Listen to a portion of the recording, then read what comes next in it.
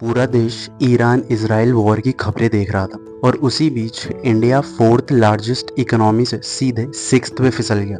रुपया टूट रहा है, महंगाई बढ़ रही है, लेकिन सवाल ये है कि क्या ये सिर्फ शुरुआत है। और सबसे बड़ी बात, ये गिरावट किसी लड़ाई की वजह से नहीं बल्कि हमारे कमजोर होते रुपए और बढ़ती महंगाई की वजह से हुई है। हाल ही में कई रिपोर्ट्स में ये सामने आया है कि इंडियन ग्लोबल इकोनॉमी रैंकिंग में नीचे फिसल गया है। इसका सबसे बड़ा कारण सिर्फ जीडीपी नहीं बल्कि इंडियन रुपी की कमजोरी भी है। कुछ टाइम पहले जहां $1 लगभग 85 रुपीस के आसपास था, वहीं अब डॉलर 95 रुपीस के करीब पहुंच गया। मतलब हमारी करेंसी की वैल्यू लगातार गिर रही है। अब इसका सीधा असर आम आदमी की जिंदगी पर पड़ता है, क्योंकि जब रुपए कमजोर होता है तो बाहर से आने वाली हर चीज महंगी हो जाती है, जैसे क्रूड ऑयल, इलेक्ट्रॉनिक्स, मशीनें और इम्पोर्टेड प्रोडक्ट्स भी। फिर कंपनियों का खर्च बढ़ता है, पेट्रोल डीजल महंगा होता है, ट्रांसपोर्टेशन महंगा होता है और आखिर में हर चीज का प्राइस बढ़ जाता है। यानी अगर आपकी सैलरी 5 से 10% बढ़ भी रही है, तब भी इन्फ्लेशन और वीक रुपए आपकी असली परचेजिंग पावर खा रहे हैं। इसीलिए लोगों को लगता है कि कमाई बढ़ रही है लेकिन पैसे बच ही नहीं पा रहे हैं। इस सिचुएशन से बचने के लिए सिर्फ सैलरी पे डिपेंड रहना काफी नहीं है। लोगों को ऐसे एसेट्स में इन्वेस्ट करना पड़ेगा जो इन्फ्लेशन को बीट कर सके, जैसे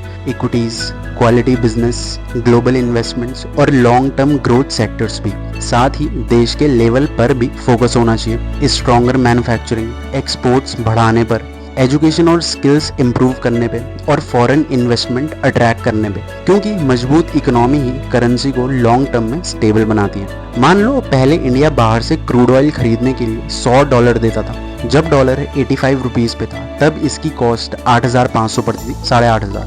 लेकिन वही डॉलर अगर 95 रुपीस हो जाए तो सेम ऑयल की कॉस्ट 9,500 हो जाती है। यानी सिर्फ करेंसी कमजोर होने की वजह से कॉस्ट 1,000 रुपए बढ़ गई। और यही एक्स्ट्रा बर्डन धीरे धीरे petrol, transport, food delivery, flights और डेली यूज की चीजों में दिखाई देने लगता है। लेकिन सवाल यह है कि अगर रुपए लगातार कमजोर हो रहा है और महंगाई बढ़ती जा रही है तो आखिर देश का पैसा जा कहाँ रहा है और इकोनॉमी मजबूत क्यों नहीं बन पा रही।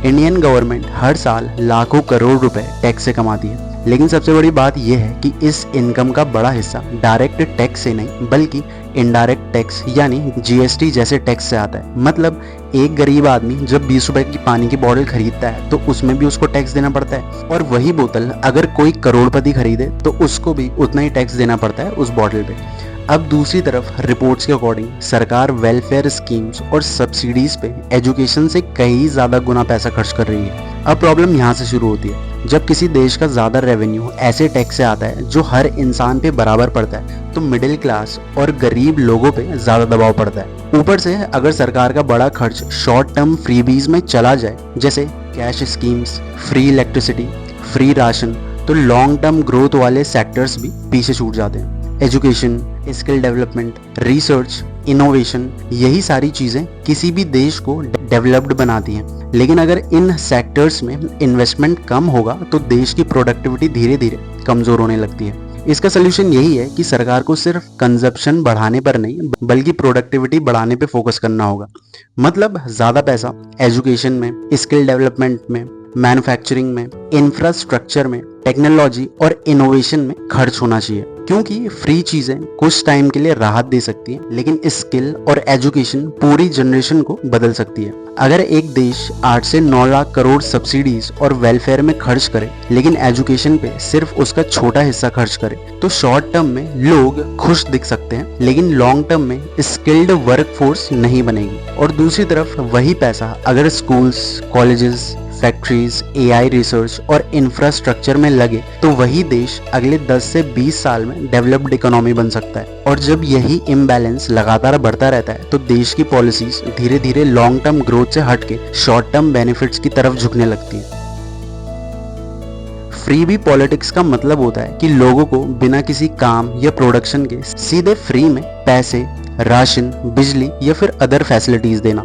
शॉर्ट टर्म में ये चीजें लोगों को राहत देती हैं और खपत यानी कंजम्पशन बढ़ाकर अर्थव्यवस्था को थोड़ा बूस्ट भी कर सकती हैं, जिससे इलेक्शन जीतना आसान हो जाता है। लेकिन प्रॉब्लम यह है कि इससे लंबे टाइम में स्किल डेवलपमेंट, एम्प्लॉयमेंट और प्रोडक्टिविटी पे ध्यान कम हो जाता है। लोग अगर बार बार फ्री सुविधाओं पे डिपेंड हो जाएं तो उनके अंदर काम करने की और सीखने की प्रेरणा कम हो सकती है। असल में किसी देश को आगे बढ़ाने के लिए सिर्फ पैसा देना काफी नहीं होता, बल्कि लोगों को स्किल, ट्रेनिंग और एम्प्लॉयमेंट की अपॉर्चुनिटी देना ज्यादा जरूरी होता है। अगर ध्यान सिर्फ फ्री चीजों पर रहेगा तो देश की इकोनॉमी कंजम्पशन पर टिक जाएगी, लेकिन प्रोडक्शन और इनोवेशन कमजोर पड़ सकता है। और जब यही फ्री फैसिलिटीज धीरे धीरे आदत बनने लगती है तो इसका असर सिर्फ खर्च तक नहीं रुकता, बल्कि सीधे लोगों की काम करने की प्रेरणा और देश की मैन्युफैक्चरिंग कैपेसिटी पे भी दिखने लगता है। फ्री बेनिफिट्स मिलने के कारण लोगों में काम करने की इच्छा, वर्क मोटिवेशन धीरे धीरे कम हो सकता है, खासकर लो स्किल लेबर मार्केट में जहां रोज की मजदूरी पे लोग काम करते हैं। वहां फर्क साफ दिखता है। इसका सिंपल लॉजिक ये होता है कि अगर किसी को बिना काम किए भी basic income, free ration, electricity या कैश सपोर्ट मिल रहा है तो वो एक्स्ट्रा मेहनत या रोज काम करने के बजाय वेट एंड सी वाला एटीट्यूड अपना सकता है। अब इसका इम्पैक्ट मैन्युफैक्चरिंग, कंस्ट्रक्शन और फैक्ट्री वर्क जैसे सेक्टर्स पे पड़ता है। अगर वर्कर्स धीरे धीरे काम छोड़ने लगे या अवेलेबल ना रहे तो प्रोडक्शन स्लो हो जाता है और कॉस्ट बढ़ जाती है और कंपनीज को नुकसान होता है। मान लो इलेक्शन पीरियड या जब किसी स्टेट में बड़े वेलफेयर स्कीम अनाउंस होते हैं, तब कई फैक्ट्रीज और कंस्ट्रक्शन साइट्स में देखा जाता है कि मजदूर अपने गांव वापस चले जाते हैं या फिर काम करने पे रेगुलर रूप से नहीं आते। कई रिपोर्ट्स और इंडस्ट्री फीडबैक में ये भी आता है लेबर शॉर्टेज टेम्परेली बढ़ जाती है। कॉन्ट्रैक्टर्स को एक्स्ट्रा दिहाड़ी देके वर्कर्स बुलाने पड़ते हैं और प्रोजेक्ट की स्पीड स्लो भी हो जाती है। अगर एक कंस्ट्रक्शन साइट पे 100 वर्कर्स चाहिए और उसमें से 30 से 40 लोग अचानक स्कीम या इलेक्शन की वजह से काम छोड़ दें तो पूरा प्रोजेक्ट डिले हो जाता है। और जब वर्क फोर्स की यही इनस्टेबिलिटी धीरे धीरे बढ़ती है तो इसका सीधा असर पूरे इकोनॉमिक इकोसिस्टम पे पड़ता है और यहीं से फॉरेन इन्वेस्टर अपना पैसा ऐसे देशों की तरफ मोड़ने लगते हैं जहां उन्हें बेहतर इंफ्रास्ट्रक्चर, स्टेबल पॉलिसीज और स्किल्ड वर्कफोर्स दिखाई देती है। रिसेंटली कई ग्लोबल इन्वेस्टमेंट रिपोर्ट्स और एफडीआई ट्रेंड्स ये दिखाते हैं कि फॉरेन इन्वेस्टर्स अब तेजी से अपना पैसा उन देशों में लगा रहे हैं जहां मैन्युफैक्चरिंग ग्रोथ तेज है और बिजनेस एनवायरनमेंट स्टेबल है, जैसे वियतनाम, इंडोनेशिया और साउथ ईस्ट एशिया की कुछ कंट्रीज। फॉरेन इन्वेस्टर्स सिर्फ बड़ी पॉपुलेशन देख के पैसा नहीं लगाते, वो देखते हैं कि इंफ्रास्ट्रक्चर कितना डेवलप्ड है, रोड्स, पोर्ट्स, लॉजिस्टिक्स, वर्कफोर्स ये कितने स्किल्ड है, पॉलिसीज कितनी स्टेबल है और बिजनेस करना कितना आसान है। अगर किसी देश में एजुकेशन सिस्टम वीक हो, इंफ्रास्ट्रक्चर स्लो हो और प्रोडक्टिविटी कम हो तो इन्वेस्टर धीरे धीरे अपना पैसा वहां से निकाल के दूसरी इमर्जिंग इकोनॉमीज में शिफ्ट कर देते हैं। इसका सोल्यूशन सिंपल है लेकिन लॉन्ग टर्म है। इंडिया को फोकस करना होगा स्किल बेस्ड एजुकेशन पे, मैन्युफैक्चरिंग फ्रेंडली इंफ्रास्ट्रक्चर पे, पॉलिसी स्टेबिलिटी और ईज ऑफ डूइंग बिजनेस पे और इनोवेशन प्लस टेक्नोलॉजी अडॉप्शन पे, क्योंकि फॉरेन इन्वेस्टमेंट अट्रैक्ट करने के लिए सिर्फ साइज नहीं क्वालिटी ग्रोथ जरूरी होती है। आज वियतनाम और इंडोनेशिया इसका परफेक्ट एग्जांपल है। वियतनाम ने मैन्युफैक्चरिंग हब्स को फास्ट डेवलप किया, लॉजिस्टिक्स इंप्रूव की और एक्सपोर्ट फ्रेंडली पॉलिसीज बनाई, जिसकी वजह से ग्लोबल कंपनीज वहां फैक्ट्रीज शिफ्ट कर रही हैं। दूसरी तरफ इंडोनेशिया भी इलेक्ट्रॉनिक्स और मैन्युफैक्चरिंग में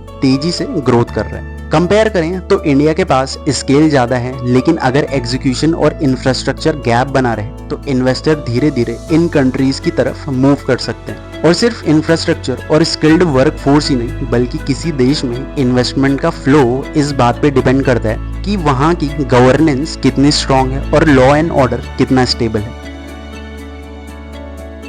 जब किसी देश में अच्छी गवर्नेंस और स्ट्रांग लॉ इन्फोर्समेंट होता है तो वहाँ सिर्फ क्राइम कम नहीं होता, बल्कि पूरी इकोनॉमी पे उसका सीधा असर पड़ता है, क्योंकि इन्वेस्टर्स, कंपनीज और टूरिस्ट हमेशा ऐसी कंट्रीज में जाना पसंद करते हैं जहाँ सेफ्टी, स्टेबिलिटी और भरोसा हो। कुछ साल पहले एल सल्वाडोर दुनिया के सबसे अनसेफ कंट्रीज में से एक था। गैंग्स का कंट्रोल था, लोग डर के माहौल में जीते थे, वहाँ बिजनेस और टूरिज्म लगभग खत्म ही हो गया था। लेकिन 2022 के बाद सरकार ने बहुत स्ट्रिक्ट स्टेप्स उठाए, वहाँ बड़ी स्केल पे क्रिमिनल गैंग्स के खिलाफ क्रैकडाउन किया गया, हजारों क्रिमिनल्स को गिरफ्तार किया गया, कानून व्यवस्था को पूरी तरह टाइटन किया गया।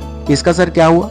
देश में क्राइम रेट तेजी से गिर गया, लोगों में सिक्योरिटी का भरोसा बढ़ा, टूरिज्म वापस आने लगा, फॉरेन इन्वेस्टर्स ने फिर से पैसा लगाना शुरू किया और इंटरनेशनल इमेज भी इम्प्रूव हुई कंट्री की। इसी बात से समझ आता है कि जब किसी देश में स्टेबिलिटी और गवर्नेंस इंप्रूव होती है तो उसका असर सिर्फ क्राइम या सोसाइटी तक सीमित नहीं रहता, बल्कि धीरे धीरे इकोनॉमी और मार्केट कॉन्फिडेंस तक पहुंचता है।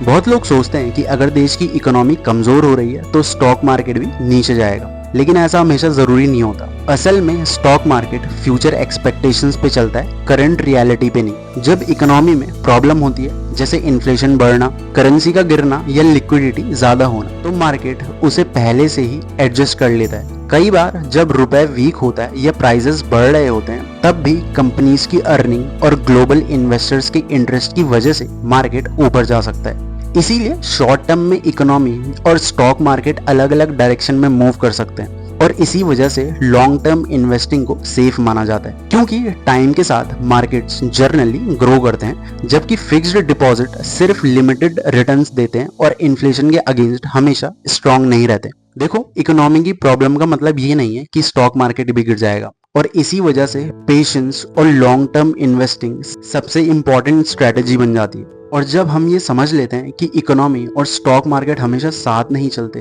तब एक और बड़ा सवाल सामने आता है कि क्या सिर्फ इंडिया पे डिपेंड रहना सही स्ट्रेटेजी है, या फिर दुनिया के दूसरे मार्केट में भी अपने पैसे को फैलाना ज्यादा समझदारी है।